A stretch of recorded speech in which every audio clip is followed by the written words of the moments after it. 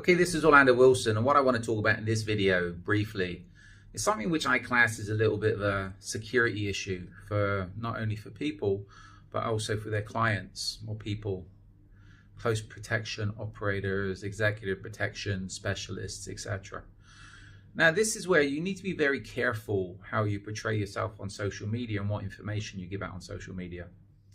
And it makes me laugh. I see quite a few guys on social media, guys, girls, putting themselves out there as they only work with, or they're working with ultra high net worth individuals, etc., etc. Okay, good. They might think, again, this might be good for their promotion. They're telling people they hang around with wealthy people. Okay, cool. If you're in the close protection business, you usually do. Or else if people don't have money, they ain't gonna be hiring you, right? The issue is, I've seen a few people that put on there specifically working for a high net worth client, etc., etc. All right, if I'm a criminal, and criminals do monitor social media. I think Vice TV put out something, a good little article. I don't like Vice, but they used to come out with some very good programs, etc., documentaries.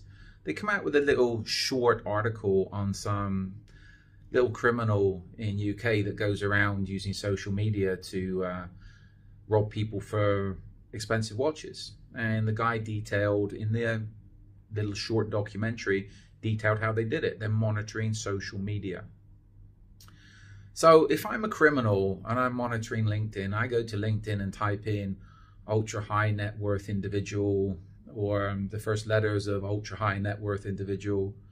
I'll come up with a list of people that work for ultra high net worth individuals, right?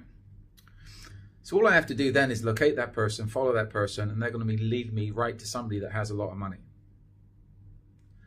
Or this is where the security guys a lot of times can lead the bad guys to the clients. If you find out, if you're looking for somebody and you know who their security provider is, if you find the security provider, you follow the security provider, they'll take you right to the person you're looking for. Because most close protection guys seem to think they're badass, and their attitude and the fact they're badass will put off the criminals, which is complete and utter BS. So this is where I see the problem I see with people saying they only work for high net worth individuals, or they work specifically for a high net worth individual, is that if I'm a criminal, I'm going to be thinking, okay, you're a key to a door of a lot of money. Now, I'm sure a lot of the guys and girls watching this saying, well, we're bodyguards, we got an SIA license, we have a gun. Well, you're not allowed to have guns in UK. In US, we have a gun, etc., etc. Okay, do you think the criminals actually care that you have an SIA license, that you were in the army, that in the US you have a gun? You know what? They got a lot more guns, and they don't have to work within the licensing laws, etc. So this is where it makes me laugh. These people that claiming to be protecting their clients, where in a lot of ways they're exposing their clients. If you're on social media, and we're all on social media, we have to be on social media to promote our businesses. If you are working for a high net worth individual, why do you have to put that on your social media? Just put on there you do close protection contract. But again, these people know more than I do, right? Because if I'm a criminal and I see that, I find you, and you're easy to find if you're on social media. I just arrange a job interview or offer you a golden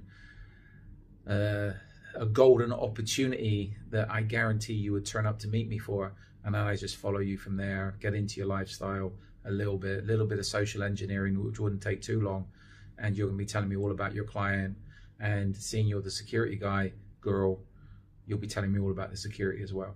So, little word of warning, little word of advice. Some people might think I'm a little bit paranoid, but I think both ways, and I think how the criminals would operate and how I would operate if I was a criminal. And to be honest with you, I'd make a lot more money if I was a criminal than I am doing what I'm doing, protecting people and giving advice on how to protect people. But as I said, be careful what you put on social media. It might be good for your ego, but in a lot of ways, you're compromising yourself, you're compromising your family, and you're also compromising your clients. You're compromising your family because the criminals, if they're serious criminals, your family is going to be the first people they're going to be going after to get you to do what you want them to do. And if you think because you have a gun and an SIA badge or some BS or some certificate, you can deal with the threats, as I say in other videos, I'd say 99.9% of the people in the close protection business can't protect themselves, let alone other people. All right. Follow me along on social media. I've got a lot more videos up.